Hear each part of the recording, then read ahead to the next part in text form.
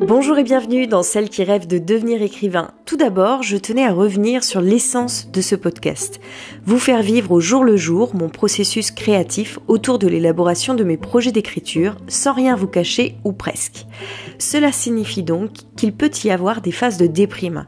C'est le cas dans cet épisode qui, j'espère, ne vous démoralisera pas trop. Car l'écriture d'un livre, c'est aussi ça, et je ne pense pas être la seule à traverser de telles périodes. Vous pouvez d'ailleurs venir témoigner de vos propres expériences à ce propos en m'envoyant un message sur mon compte Instagram @AureliaHorner. Au-delà de cette petite mise au point, dans cet épisode qui se déroule d'avril à juin 2022, je vous parle de la recherche d'une maison d'édition, de bibliographie, de bêta-lecteur, de success story, d'un salon littéraire, de titres de romans, de l'objet livre, d'auto-édition et de bien d'autres choses. Bonne écoute à vous. Le vendredi 22 avril 2022. Je viens d'envoyer mon roman à une nouvelle maison d'édition, les éditions Prélude. Alors c'est une maison que je ne connaissais pas du tout. C'est en me promenant en librairie que j'ai découvert leur existence, en examinant un petit peu les couvertures, les quatrièmes de couverture, etc. J'étais tombée sur un livre avec, en page de couverture, si je me souviens bien, une voiture dans un paysage qui me paraissait exotique. En tous les cas, c'est le souvenir que j'en ai. Je l'avais pris en photo, j'avais lu la quatrième de couve et je m'étais dit que je pouvais m'inscrire dans la ligne éditoriale de cette maison. Depuis, je suis allée examiner leur site internet, j'ai lu un petit peu tout ce qui présentait la maison, j'ai examiné leur catalogue, j'ai lu les résumés de leurs romans, etc. pour me faire une idée un peu plus précise de leur ligne éditoriale. C'est une ligne éditoriale délibérément romanesque, donc j'avais l'impression que je pouvais y correspondre. Donc j'ai envoyé mon manuscrit, c'est un dépôt en ligne où il faut remplir un formulaire. Donc j'ai adapté tous mes éléments à ce formulaire. Alors par contre, j'ai une question, c'est que parfois, lorsqu'il y a des formulaires comme ça à remplir, on demande la bibliographie. Et moi, je sais jamais trop quoi mettre dans ça parce que je ne sais pas s'il faut que je dise quels sont les livres que j'ai lus chez eux. Et là, dans ce cas-là, je suis un petit peu embêtée parce que j'avoue que je n'ai encore jamais lu de livre chez Prélude. Ou alors, est-ce qu'il faut que je mette la bibliographie qui m'a servi à construire mon roman ? Dans le doute, j'ai rien mis. Et puis, de toute façon, c'était pas un élément obligatoire. Je pense que pour des romans, c'est peut-être pas forcément hyper utile d'avoir notre bibliographie, mais bon voilà, ça me perturbe à chaque fois qu'ils demandent ça, je sais pas trop ce qu'il faut que je mette. Et il y a aucune information à ce propos sur internet, en tous les cas j'ai pas trouvé. Il me reste encore 7 envois à faire avant de faire une pause sur mes envois. C'est vraiment long et fastidieux, franchement ça me saoule, j'aime pas faire ça quoi. Surtout que j'ai toujours l'impression de pas assez connaître la maison, et puis évidemment que comme je lis pas très vite, j'ai pas eu le temps de lire des romans dans chaque maison à laquelle j'envoie des textes, du coup j'ai l'impression que rien que pour ça, je vais pas être prise. Pendant très très longtemps, j'ai lu des livres sans m'intéresser aux maisons d'édition et depuis que je m'y intéresse, je lis toujours dans les mêmes maisons et puis des fois je lis des livres qui n'ont absolument rien à voir avec la ligne éditoriale à laquelle pourrait correspondre mon roman. Donc voilà, je lis pas des livres que pour savoir où est-ce que je peux envoyer mon manuscrit, je lis aussi des livres parce que j'ai envie, parce qu'il y a des sujets qui m'intéressent, parce que j'ai envie de me faire plaisir et tout mon temps de lecture n'est pas consacré à la recherche d'une maison d'édition, ce qui fait que j'ai pas le temps de m'informer très clairement sur toutes les maisons d'édition qui existent, sachant qu'il y en a un paquet. Alors là, j'ai quand même découvert ça fait un moment que j'ai découvert le VLIL, je sais plus exactement ce que ça veut dire, mais bon bref, c'est quelqu'un qui fait en fait des séries d'entretiens avec des auteurs et des éditeurs. Il parle tout autant de la ligne éditoriale que du travail qui a été fait autour du texte. Et ça me permet de découvrir plein de maisons d'édition que je ne connaissais pas et d'en savoir un peu plus sur la ligne éditoriale de chacune et d'approfondir un petit peu mes connaissances du paysage éditorial français. Je trouve que c'est vraiment pas très très agréable quand on est auteur débutant d'avoir envoyé son texte comme ça. Déjà, on a mis un temps fou à l'écrire, généralement un temps fou à l'écrire, tout seul dans son coin, sans être trop accompagné, en tous les cas c'est mon cas. C'est un travail qui est quand même pas évident tous les jours. On manque beaucoup de confiance en soi, on a des gros soucis de légitimité, voilà. Et puis derrière, il faut encore faire un autre travail fastidieux qui est celui de l'envoi en maison d'édition, qui demande un temps fou. Là, ça fait plus d'une dizaine de jours, comme je vous disais, que je suis là-dessus. J'ai envoyé que 3 manuscrits pour le moment, dont un par la poste, qui m'a demandé quand même un sacré boulot en amont, une sacrée préparation. Enfin, c'est d'une complexité pour se faire publier pour la première fois quand on est quelqu'un de lambda comme moi, comme on est la plupart du temps quand on est un auteur débutant, que franchement, faut être motivé, hein. J'ai qu'une hâte, là, c'est d'avoir envoyé au moins mes 10 manuscrits et que je puisse me consacrer à un autre projet et reprendre un petit peu le plaisir de l'écriture de mes séances que j'ai un peu perdu, là, avec cet envoi en maison d'édition. Je pourrais, en parallèle de cet envoi, continuer l'écriture de mon autre roman, mais je sais que si je reprends l'essai comique, je vais plus du tout avoir envie de me consacrer à l'envoi de mon manuscrit L'Inde de Suraj. Je préfère rester, en fait, dans cette dynamique jusqu'à ce que j'ai au moins envoyé 10 manuscrits avant de reprendre l'essai comique.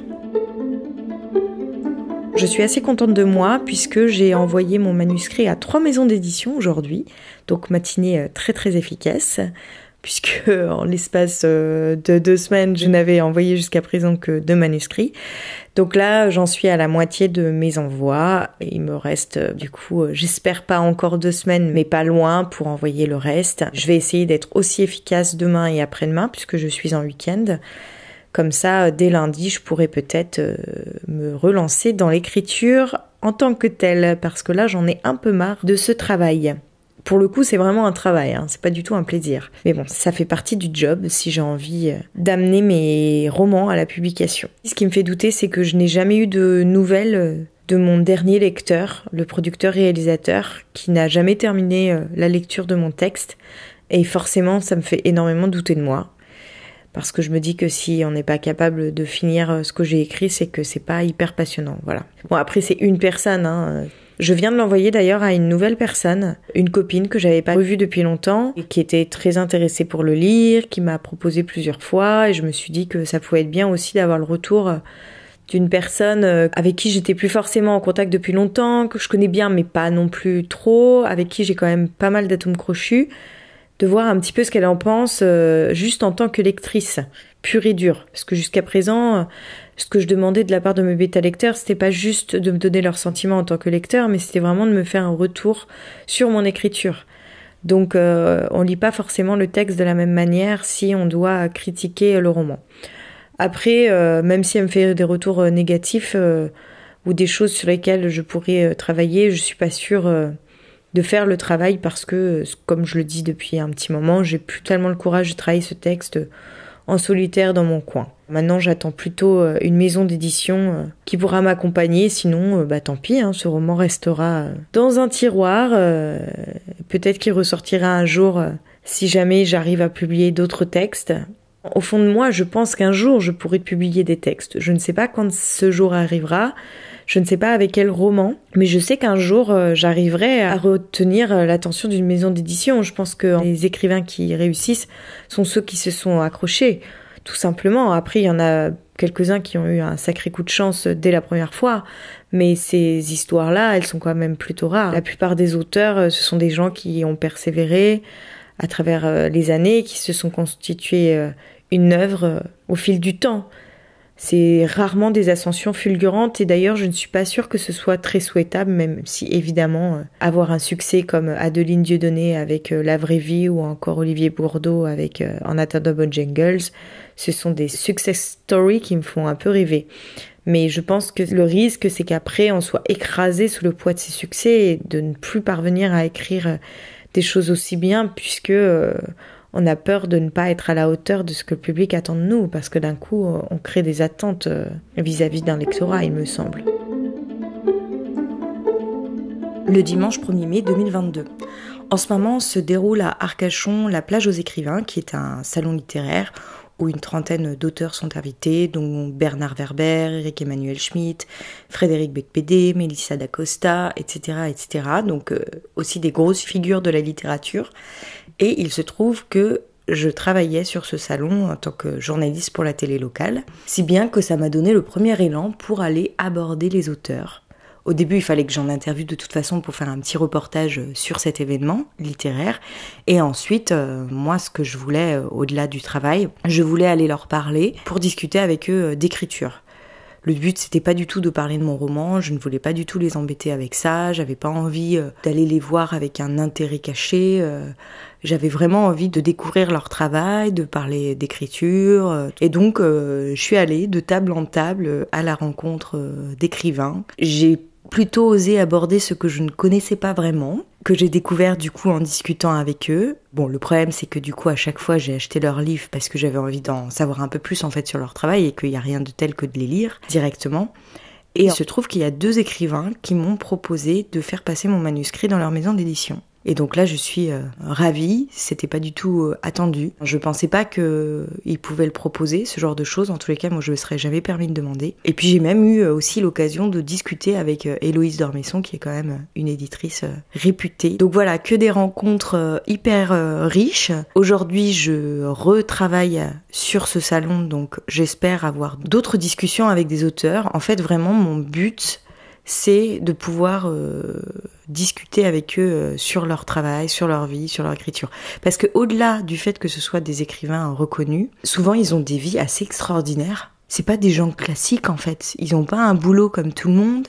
Alors, tous ne vivent pas de leur plume, hein, mais à côté, ils peuvent être scénaristes. Là, j'ai discuté avec un auteur qui bientôt là va partir au Brésil en pirogue pour aller à la rencontre des jeunes de la forêt amazonienne pour des ateliers d'écriture en pleine nature, avec des auteurs de bande dessinée aussi. Enfin, je sais pas, moi c'est un projet qui me fait rêver, quoi. Ce sont vraiment des gens passionnants. Et je pense qu'en fait on est auteur aussi quand on a quelque chose à dire, et donc quand il se passe des choses dans notre vie, il suffit pas de rester derrière une table à attendre l'inspiration divine, il faut aussi vivre à côté, parce que sinon on n'a pas grand chose à dire. J'ai pas pu m'approcher des grands auteurs qui m'impressionnent, quoi. Par exemple, moi je rêvais, c'est un peu bête parce que en plus c'est le parrain de l'édition, mais je rêvais d'aller parler avec Eric Emmanuel Schmitt, mais bon, il est arrivé un peu tard par rapport à mes horaires de travail. Et puis il est toujours entouré de 10 000 personnes, donc il est quasiment inabordable. Après, je me suis un petit peu approchée de Bernard Werber parce qu'à un moment, il était en dédicace et il n'y avait pas trop de monde. Mais il avait l'air un peu fatigué quand même. Et puis, il n'est pas hyper disponible parce qu'évidemment, il y a 10 000 autres personnes qui attendent derrière. Donc, il ne peut pas se permettre qu'il y ait une personne en particulier qui accapare son attention. Ce que je ne me suis pas présentée du tout en tant que journaliste, mais en tant que lectrice lambda. Enfin voilà, donc j'espère pouvoir approfondir ces discussions aujourd'hui avec tous les auteurs. En tous les cas, j'étais ravie d'avoir dépassé mes peurs pour aller leur parler. Parce qu'au début, moi je suis totalement tétanisée devant des gens qui m'impressionnent. Je touche plus terre et je me sens un peu flottée et flottante du coup, même dans ma manière d'être. J'ai du mal à écouter ce qu'on me dit, je pense à la prochaine question que je vais poser. Donc forcément les échanges sont un peu absurdes et creux. Et puis ça se sent. Par contre, je me suis un peu affichée parce que le premier auteur que j'aborde, je fais alors, c'est votre premier roman? Bon bah c'était juste son 23e roman, donc bon. Enfin voilà, je pense que c'est pas une bonne technique d'approche. Il peut savoir que vous le connaissez pas forcément, après lui demander si c'est son premier roman alors qu'il en a déjà écrit plus d'une vingtaine. C'est peut-être pas forcément... Bon, ça n'a pas eu l'air du tout de le vexer, puisque c'est celui avec qui j'ai le plus discuté, avec qui j'ai le plus rigolé, mais parce qu'on avait des atomes crochus par ailleurs, donc ça a permis de détendre un peu l'atmosphère. Je suis contente d'avoir pu échanger avec eux, c'était vraiment mon objectif. Et la cerise sur le gâteau, c'est qu'il y en a 2 qui me proposaient de faire passer mon manuscrit. Alors, ça sera peut-être pas ce qui va me permettre de me faire publier, mais en tous les cas, c'est un sacré coup de pouce pour atteindre des maisons d'édition ou des éditeurs pour le moins inaccessibles. Puis peut-être ça va juste accélérer le processus. D'ailleurs, là, en ce moment, j'ai de nouveau, pas abandonné, mais j'ai levé le pied. Je me suis relancée dans l'écriture de l'essai comique. Je réenverrai l'Inde de Soulage, je ne sais pas quand. Il va falloir que je le fasse, de toute façon, mais bon. Ah oui, puis c'est ça que je voulais dire. C'est qu'en parlant avec une autrice, à un moment, j'ai fini par évoquer mon roman. Je lui ai donné le titre de mon roman, l'Inde de Soulage, et elle m'a dit c'est pas un titre. Elle m'a dit ça ressemble plutôt à un titre de documentaire ou quelque chose comme ça. Et donc je lui ai parlé aussi du Gotul, ce rite amoureux autour duquel se passe mon roman, et là ça l'a tout de suite interpellée. C'est d'ailleurs ce qui a fait qu'elle m'a proposé de faire passer mon roman. Du coup je suis un peu perturbée avec ça, parce qu'évidemment elle a beaucoup plus d'expérience que moi dans la littérature, ça fait longtemps qu'elle publie, elle a été dans différentes maisons d'édition, et du coup je me suis creusé la tête pour trouver un autre titre. Bon, pour l'instant j'ai pas du tout d'idée. Elle me dit que ça pourrait même s'appeler Gotul. Même le titre de mon film documentaire que j'ai fait autour de ce rite amoureux qui s'appelle L'appel du Gotul Pour elle, c'est pas non plus un titre de roman. Il faudrait que je creuse un peu cette question, mais est-ce que c'est parce que c'est pas assez poétique? Est-ce que c'est pas assez intriguant, mystérieux? Alors du coup, je me faisais des brainstorming hier par rapport à mon titre en me disant je pourrais l'appeler À la recherche du Gothule perdu. Gothule mon amour. Mais bon, je crois que c'est des titres qui sont trop évocateurs d'autres choses qui n'ont absolument rien à voir avec mon roman. Ça pourrait s'appeler Gothule tout court. Moi, je sais pas si je vais en bibliothèque ou en librairie et que je vois un roman qui a un titre comme ça, si ça ne m'évoque rien, ça ne va pas me rendre curieuse. Il faut qu'il y ait une accroche mystérieuse. Autant du Gothule. Bref, j'ai pas du tout trouvé de titre là en l'espace de 24 heures, donc pour l'instant ça va rester l'Inde de Swaraj. Puis il y a une justification au fait que ça s'appelle comme ça, hein. C'est pas juste un titre qui est tombé du ciel. Au début d'ailleurs ça s'appelait Immersion en Inde. Là pour le coup on était vraiment loin du titre de roman. Immersion en Inde c'est comme l'essai comique quoi. J'espère aujourd'hui avoir l'occasion d'avoir un petit échange avec Éric Emmanuel Schmitt. J'aimerais aussi retourner voir Bernard Werber, que j'ai abordé rapidement hier pour lui poser 2-3 questions. Mais mes questions, elles tombaient un peu à côté de la plaque et c'est pas vraiment celle-là que j'aurais aimé lui poser. Moi, en fait, j'aimerais revenir sur des choses qu'il a déclarées en interview. Par exemple, il disait qu'il réécrivait plusieurs fois le même livre, qu'il faisait plusieurs versions du même livre. Et donc, moi, je voudrais savoir comment ça se passe concrètement. C'est-à-dire, est-ce que cela signifie qu'il a une idée en tête et qu'il la triture dans tous les sens, ce qui fait qu'il écrit plusieurs versions autour de la même idée, ou est-ce qu'il le fait d'une autre façon? Parce que moi, je me demande comment on peut écrire plusieurs fois autour d'une même idée, plusieurs fois une version différente de son livre. J'aurais tendance à me dire « Ah, j'ai déjà abordé ce passage, je vais regarder ce que j'ai déjà fait ». À reprendre ce que j'ai déjà fait et puis du coup retomber dans la même chose que j'ai déjà écrite. Alors que là, le but, c'est vraiment un travail autour de l'imagination. Il se trouve que le dernier livre de Bernard Werber, c'est une espèce d'autobiographie où il parle de son rapport à l'écriture, me semble-t-il. En tous les cas, c'est ce qu'il a semblé dire hier et ce qui m'a incité à acheter son roman, un peu dans le même style qu'écriture de Stephen King. Et d'ailleurs, quand je lui ai posé la question, en lui demandant si c'était un petit peu dans la lignée, il me dit oui, exactement, moi c'est ce que j'ai voulu faire, ça faisait longtemps que je voulais faire ça. Donc, ça peut être intéressant de voir un peu son processus dans les coulisses. J'aimerais lui poser cette question autour de sa manière d'écrire, plusieurs fois le même livre, enfin, d'écrire plusieurs versions du même livre avant de trouver celle qui correspond. Qu'est-ce que ça veut dire concrètement? Et la deuxième question que je voudrais lui poser, c'est est-ce qu'il est toujours d'accord avec cette déclaration qu'il a faite il y a quelque temps, comme quoi il fallait choisir entre la critique et les lecteurs quand on voulait écrire. Et moi, il me semble quand même qu'il y a des auteurs qui arrivent à concilier les deux, comme par exemple Éric Emmanuel Schmitt. C'est quelqu'un qui est plutôt reconnu, il me semble, par la critique et qui en même temps est grand public. Le samedi 14 mai 2022, je viens de reprendre l'envoi de mon manuscrit en maison d'édition. Juste ce matin, je l'envoie en fait aux maisons que m'a conseillé l'auteur que j'ai rencontré lors du salon littéraire d'Arcachon. Et je suis pas du tout à l'aise en fait à faire ça, j'ai l'impression que je vais déranger. Je me demandais s'il fallait que je mette l'auteur en copie pour, entre guillemets, prouver que je le connaissais bien et qu'il m'avait vraiment donné la permission, entre guillemets, d'envoyer le manuscrit de sa part. Et puis en plus, pas de chance puisque la personne à qui je l'ai adressé est en congé maternité. Pas sûr qu'elle reçoive le manuscrit. Après, je suis pas à un mois près, hein. Je peux attendre un mois de plus. Du coup, j'ai mis l'auteur en copie, mais je me dis si à chaque fois que je fais un envoi, je le mets en copie, ça va le saouler au bout d'un moment. Alors du coup, je vais lui envoyer un petit mail pour le prévenir, pour lui demander est-ce que je le mets en copie, est-ce que non. Enfin, c'est des questions comme ça que je me pose. J'ai l'impression de déranger, d'harceler les gens, d'être une imposteur en fait avec mon roman. Je supporte pas cette situation-là, ça me fait perdre complètement pied. Je me dis, c'est bien beau d'écrire, mais si derrière, je n'arrive pas à le faire publier parce que je n'arrive pas à trouver une maison d'édition, c'est un peu déprimant en fait. Bon, même si je ne m'arrêterai pas d'écrire pour autant, mais le fait d'être publié légitimerait tout le temps que je passe à faire ce travail, c'est tout. Et puis ça me donnerait une certaine légitimité aussi en tant qu'autrice. C'est vraiment la partie désagréable et ingrate du travail d'écriture. Il y a une espèce de quête hyper intéressée auprès d'éditeurs qu'il s'agit de charmer, de séduire, en espérant qu'il y ait un coup de foudre qui se passe, comme si j'étais en quête du grand amour.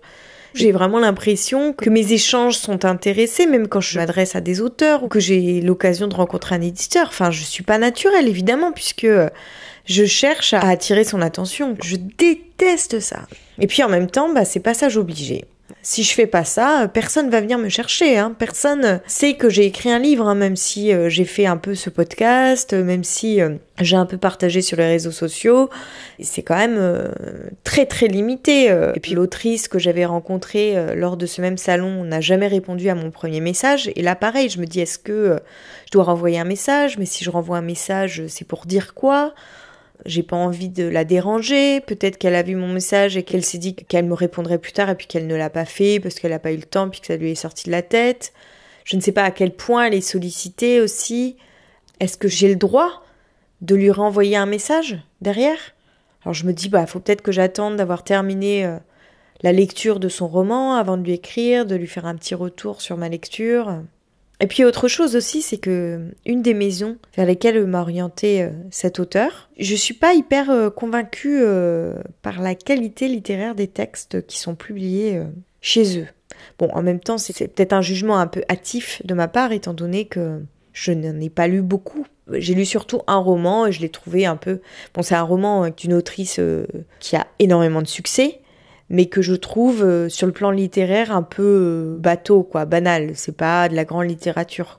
Bon, c'est pas non plus de la mauvaise littérature, mais bon, disons que ça n'a rien d'extraordinaire. Et donc j'ai peur qu'il n'y ait pas un vrai travail éditorial qui se fasse dans cette maison d'édition. D'ailleurs, je savais que je pouvais peut-être correspondre à leur ligne éditoriale, mais j'étais pas sûre de vouloir entrer dans leur catalogue par rapport justement à mes préjugés par rapport à la maison. Je sais pas si c'est très bien d'envoyer un livre quand on n'est pas convaincu par une maison d'édition. Et puis en plus de ça, je n'aime pas trop la qualité de leurs livres. J'aime pas trop leur couverture, j'aime pas trop le papier de la couverture, comment leurs livres sont imprimés, leur grand format, je trouve que ça fait un peu mauvaise qualité en fait. C'est peut-être un détail, mais ça me titille un peu. C'est vrai que j'ai pas trop envie que mon livre ait une telle forme.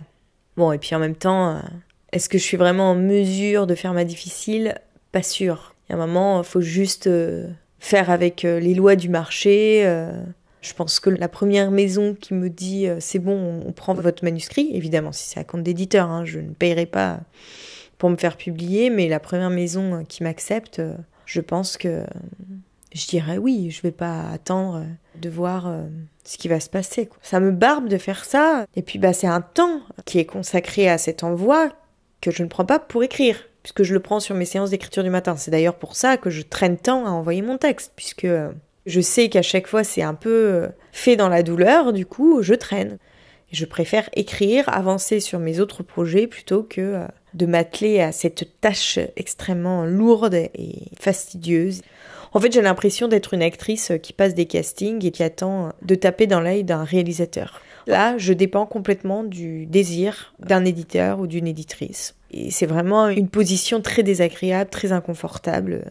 Parce que clairement, je sais que je suis pas du tout toute seule sur le marché, et puis même si ce n'est pas moi qu'on juge et que c'est mon texte c'est un peu moi, donc en fait forcément ça me remet beaucoup en question. Est-ce que aussi je ne prends pas trop les choses à cœur? Ce roman est tellement important pour moi, l'écriture est tellement importante pour moi, que tout prend des dimensions démesurées. J'arrive pas à écrire avec une certaine légèreté en me disant bon voilà j'écris, je me fais plaisir et puis après on verra bien. C'est tellement quelque chose qui est ancré en moi. J'aimerais tellement que ça devienne une partie essentielle de ma vie, que ça puisse être une source de revenus qui me permette peut-être un jour de lâcher mon boulot, que j'accorde une trop grande place à cela sans savoir si un jour ça portera ses fruits. Le dimanche 26 juin 2022, ça fait une éternité que je me suis pas enregistrée ici. Il faut dire aussi que comme je ne fais plus mon podcast, je vois plus trop l'intérêt de m'enregistrer. À la place de parler dans ce micro, en fait, j'écris un espèce de carnet de bord de mes réflexions autour de mes nœuds et problématiques, mais je ne le fais plus à l'oral puisque je ne le partage plus dans mon podcast. Peut-être que j'y reviendrai, mais pour l'instant, c'est pas encore fait. À un moment, j'ai failli d'ailleurs, mais en fait, j'ai pas le temps, tout simplement. Je suis en pleine réflexion en ce moment par rapport à l'auto-édition. J'y reviens. Ça fait quelques temps déjà que j'écoute un podcast. C'est Le Chat de l'écrivain, pour pas vous cacher. C'est une autrice, Caroline Vermal, donc que je ne connaissais pas, mais qui a été éditée en maison d'édition traditionnelle, qui apparemment a eu quand même pas mal de succès avec ces romans-là. Elle en a quand même publié pas mal. Elle a l'air plutôt assez douée, puisqu'elle a gagné des concours autour de ses textes, des prix, notamment un prix chez Calman Levy à 10 000 €, ce qui est quand même, dans l'écriture, un sacré montant. Quand on sait que généralement pour un premier contrat on touche genre 2 ou 3 000 € d'avaloir et encore sur son texte. Et elle s'est complètement reconvertie, entre guillemets, pas complètement puisqu'elle reste quand même dans le domaine de l'écriture, et elle a décidé de s'auto-éditer. Elle avait une réflexion très intéressante par rapport à ça. C'est que c'est quand même incroyable que dans toute la chaîne du livre traditionnel, la seule personne qui n'arrive pas à vivre de sa production, ce soit l'auteur, grâce à qui quand même la chaîne du livre peut vivre. Éditeur, distributeur, libraire, ils se payent sur le travail d'un auteur qui, lui, ne vit pas de sa plume. En tous les cas, pour le plus grand nombre d'entre eux. C'est quand même assez aberrant, en fait. Et c'est vrai que ça m'a fait tilt quand elle a dit ça, mais c'est clair, quoi. C'est quand même hallucinant qu'un auteur il ne puisse pas se payer de son travail. Jusqu'à présent, j'étais hyper freinée par l'auto-édition parce que je voyais tout le travail qu'il y avait à faire à côté. Et ça me faisait pas envie. Et maintenant, je réfléchis, je me dis, mais vu que je cherche à me réorienter, parce qu'au niveau de mon travail, c'est pas exactement ce que j'ai envie de faire et tout, donc je cherche de nouvelles pistes à explorer, je me dis, pourquoi ne pas monter mon entreprise en tant qu'autrice ? Pouvoir me servir de tout le numérique aujourd'hui pour vendre mes bouquins à distance, créer une communauté, animer des réseaux sociaux autour de mes bouquins, en me disant que voilà, c'est dans le cadre de mon activité professionnelle, c'est ce qui me permet de vivre de ma plume, entre guillemets. Pourquoi pas ? Après voilà, moi ce que je recherche aussi en voulant me faire publier en maison d'édition traditionnelle, c'est un travail autour de mon texte avec un éditeur, c'est-à-dire avec quelqu'un de confirmé dans la profession. Et peut-être que je l'idéalise totalement, ce travail éditorial. Mais vraiment, ça, c'est quelque chose qui me fait particulièrement rêver et auquel je tiens. Et c'est pour ça que l'auto-édition me correspond. D'ailleurs, elle en parle pas tellement dans son podcast. J'ai bien envie de lui envoyer un message pour lui demander mais qu'est-ce qu'il en est du travail du texte, quoi. Parce que des bêta-lecteurs, c'est quand même pas le même travail, à mon avis, qu'un éditeur. Là, en ce moment, j'écoute aussi un autre podcast, Les Vlils d'Anthony Lachégard. Il va à la rencontre de tous les éditeurs indépendants avec des auteurs, etc. Il les questionne sur leur travail, et les réponses que donnent les auteurs et les éditeurs par rapport au travail autour du texte me convainc totalement que l'édition traditionnelle n'est pas vaine. Et alors je me dis, si c'est vraiment ce côté-là qui m'intéresse moi pour la publication en maison d'édition traditionnelle, enfin c'est ce qui m'intéresse le plus, il n'y a pas que ça, il y a aussi le fait que ce serait pas moi qui porterais seul mon livre, le fait qu'il y ait une équipe derrière moi, le fait que ce soit pas moi qui m'occupe de le vendre, enfin en fait ça me décharge un petit peu de tous les aspects, j'ai pas du tout envie de m'occuper quoi en fait, moi j'ai envie d'écrire, le reste...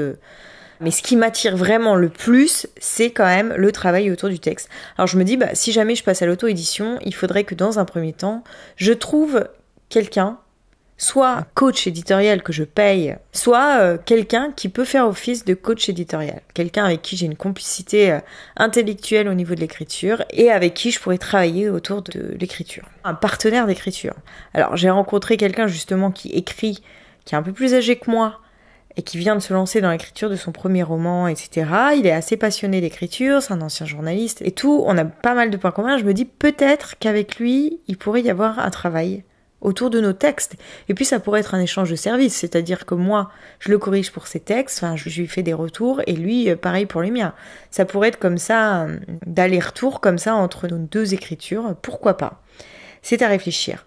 Et en fait... L'auto-édition, pourquoi ? C'est-à-dire qu'aujourd'hui, je suis obligée de toute façon de travailler dans une activité qui peut me rémunérer que j'aime pas forcément, pas spécialement. En tous les cas, bon, il y a des choses qui me plaisent et il y a beaucoup de choses qui me plaisent pas. Mais en tous les cas, ça me prend tout mon temps, toute mon énergie, puisque je suis pas indépendante, je suis salariée. Et du coup, ça me laisse quand même très peu de temps pour écrire. Si j'écris 5-6 heures par semaine, c'est le grand maximum. À ce rythme-là, quand je vois que j'ai passé 2000 heures de travail sur mon premier roman, bon alors, mon deuxième, je pense que j'en passerai 10 fois moins, mais c'est quand même minimum 2-3 mois de travail à temps plein pour un texte abouti.